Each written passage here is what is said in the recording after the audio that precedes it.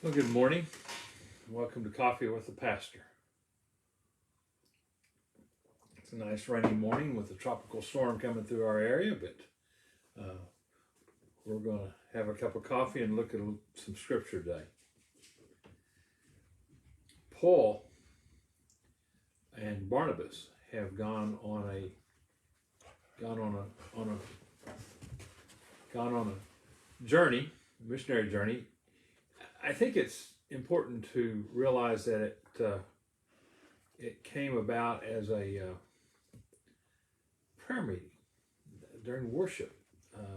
The leaders there at Antioch, Syria. We're going to see another Antioch today. It's going to be a different area, but in Antioch, Syria, there was different preachers and prophets and different groups. They met together and they were worshiping together, and they felt like Paul and Barnabas was called to go do missions. And so they laid their hands upon them and sent them off. They got on a boat, they went to Cyprus, they ministered there, and then they went to the mainland area, which today would be modern day Turkey. They would be going to an area today where we're going to read about, which is in the Bible times was called the Galatia area. And of course, we have a book in the Bible that Paul wrote to the Galatians. And what is also interesting is when they sent them, it was Barnabas and Paul were sent. After they've gotten to meet a little bit, it's Paul and his companions. So Paul has kind of came out as the leader of this group. And we begin with verse 13. From Paphos, Paul and his companions sailed to Perga in Pamphylia, where John Mark left them to return to Jerusalem. John Mark, for whatever reason, there's been speculation about why he left them, but he left. And he left apparently, and it's going to cause problems later when they get ready to go on the second missionary journey. We'll talk more about that later. But he leaves them high and dry and goes back to Jerusalem. But they continue on. From Perga, they went on to Pisidian Antioch. Now, this is a different Antioch. This one's, like I say, would be in modern day Turkey. It would be in the Galatia area with the Galatians.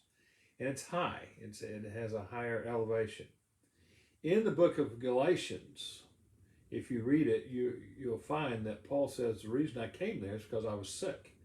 So apparently he got sick down in the lower regions and went up higher to try and recuperate. Some people speculate that he might have had malaria. But he goes there to recuperate. But when they're there on the Sabbath, they entered the synagogue and sat down. And after reading from the law and the prophets, the synagogue rulers sent word to them, saying, brothers, if you have a message of encouragement for people, please speak. So they're invited to speak. And so Paul stands up and he's going to speak. And he's going to go through their history of when they went to Egypt, they were how they came out, went to the promised land. He's going to talk about Samuel the prophet. He's going to talk about Saul the king, and then he's going to talk about David the king. And then he's going to remind them that in the Old Testament, it was promised that through David's lineage, kingly lineage, that there would be a Messiah to come. And then he's going to come back to his message. He's going to say, and this Messiah has come. And he's going to tell them about Jesus. And he's going to tell them about Jesus dying on the cross. He's going to talk to them about Jesus being raised from the dead. And so I'll pick it back up with verse 32. He says, we tell you the good news, what God promised our fathers, he has fulfilled for us, their children, by raising up Jesus.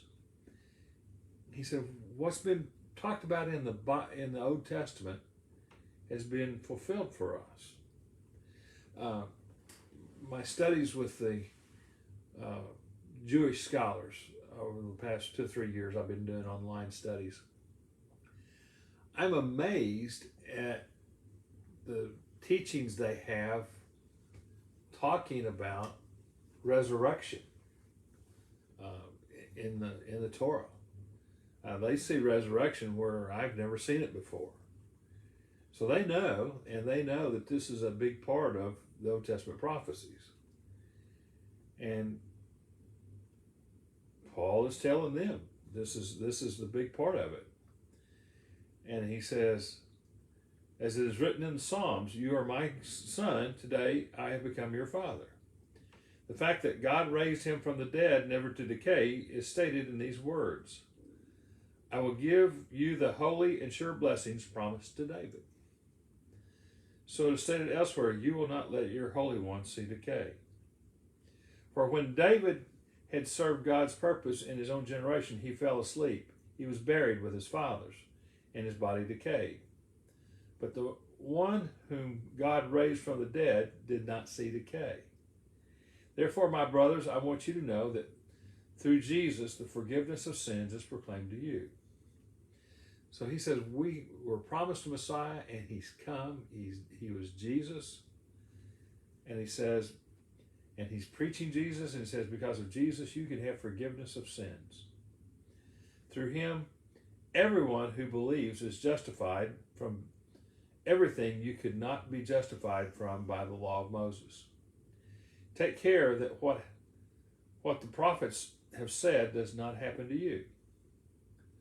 Now, he basically makes the case that Jesus was the fulfillment of the Old Testament, the fulfillment of the ones that they were talking about, the promised one to come through David's line, the ones the prophets prophesied. He said Jesus is the one.